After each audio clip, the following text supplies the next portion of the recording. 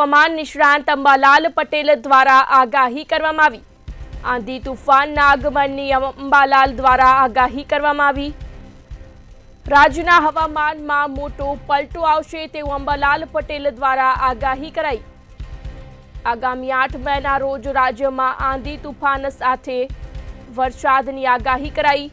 ઉત્તર ગુજરાતમાં ગાજવીજ સાથે વરસાદ પડશે।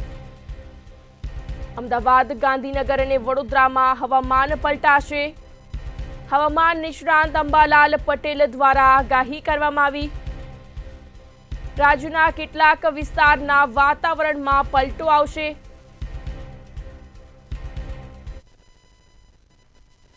પર્વતીય પ્રદેશો અને ઉત્તર ભારતમાં ભારે આંધી વંટો સાથે વરસાદ થવાની શક્યતા રહેશે।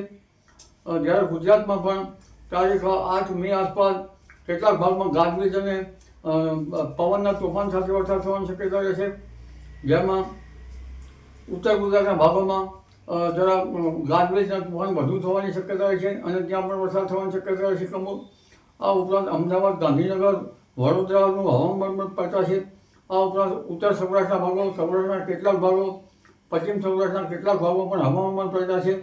એટલે હવે આમ લગભગ 38 થી 8 મે વચ્ચે આંધી વંટોળ અને ગાજવીજ સાથે રાજ્યના ભિન્ન ભાગમાં વરસાદ થવાની શક્યતા રહેશે। જો કે તે બાદ પણ આ ગતિવિધિ ચાલુ રહેશે। તારીખ 25 મેથી 4 જૂન વચ્ચે અરબ સાગરમાં એક સાયક્લોનિક સર્ક્યુલેશન બનવાની શક્યતા રહેશે।